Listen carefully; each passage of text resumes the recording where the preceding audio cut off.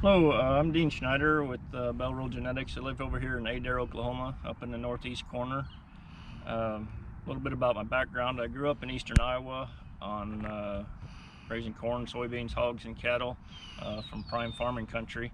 We moved down here about 20 years ago, 25 years ago, and went straight into the cattle business with no crops. For the next 17 years or so, we ran our operation like we're supposed to do, with fertilizing, chemicals, grazing, being a lot of baling of hay. About 4 years ago, we started looking at other options. We didn't seem like we were getting the results we wanted from the fertilizer use and insect control, such things. So we started looking at some other things, and we headed into the rotational grazing system. This field behind me here, we set up, there's 250 acres here. Over the last couple of years, we've got it split into 25 different paddocks. Ran some water lines, a lot of single wire electric fence, and we rotate these cows mostly on a daily basis. Some of the paddocks will split into smaller ones. So we're getting 30-35 paddocks, and through the summer we'll rotate every 3 weeks to 4 weeks on the crops. Our goal was to increase our carrying capacity and reduce our costs. What we've found is we've done a lot of increase. We've decreased our use of fertilizers. We've pretty well cut those all the way out. We'll fertilize a little bit if we drill some cover crops, no-till crops into our pastures, but other than that, we're cutting that out. We've pretty well eliminated herbicide use. We'll do a little spot spraying on some blackberries and a few cockleburs, but pretty well eliminated that. What we found is, one thing that's very interesting to me is the cows are eating a lot of those weeds, and the factor that seems to be really driving that is the frequent moves. When you get to a day or every other day moving those cattle, they seem to eat the weeds.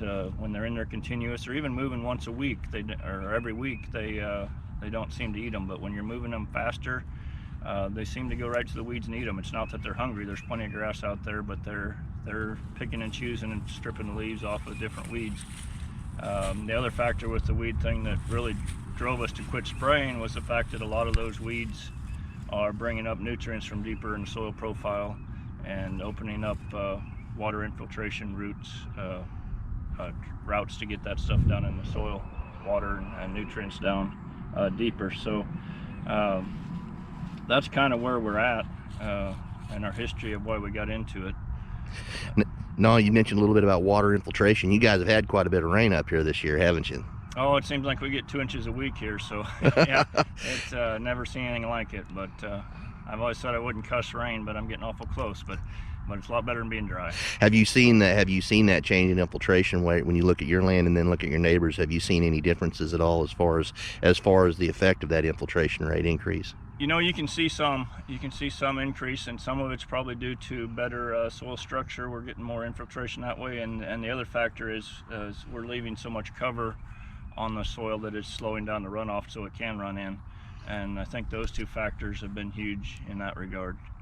What kind of cover crops have you grazed? You'd mentioned about overseeding your pastures with the no-till drill with some covers. What kind of covers have you played around with? Well, for the last 15 years or so, we did some ryegrass and wheat and different things like that into it. And over the past 3 years, we've really added a lot more diversity. Some different clovers, red clover, white clovers, some alsike. And then we've gotten along very good with rye and hairy vetch as a good winter cover crop to put in. Now we've added different things: plantain, chicory, 10 to 12 way cover crops into it. And this past summer we did on another place. We have a field where we winter the fall cows, and so it gets abused pretty hard. It's a mostly fescue Bermuda cross pasture. Back in June we no-tilled mainly sorghum, millet, sunflower, sun hemp, some soybean, it was a 10 or 12 way crossing that too, and then we're actually still grazing some of it off, stockpiled it and grazed it through the winter. So we're doing some winter stuff and some spring summer stuff. If a producer was going to try to start some of these practices on their land, is there any wisdom that you would share with them on getting started, or kind of how to look at it as far as application on their operation? Well, we weren't sure how well it would work just no-tilling straight into the sod, and like that sorghum, I really had my doubts whether that would come up, and it really did outstanding. So part of it is just got to get out and do it, and it'll amaze you what will come up and what will thrive. There's you know, if you can get fields that are possibly graze them down a little harder than you want to get some of the cover gone when you go to no-till into it, so it can get the sunlight and come back up, would probably be one of the bigger things. But it's amazing what it'll come up through anyhow. As your soil health continues to build, those seedlings get stronger and stronger and will come up through more and more, it seems like. So is there any last message you'd like to leave with our viewers on this video about what you experienced out here? I've turned into a soil nerd, I guess. The more I find out about the rotational grazing and you know, that's where we headed in, and insect control and reducing our herbicide, but every time I dig deeper, it goes back down into the soil and the healthy soil and the microbes and the fungal activity in the soil, the structure and the water infiltration.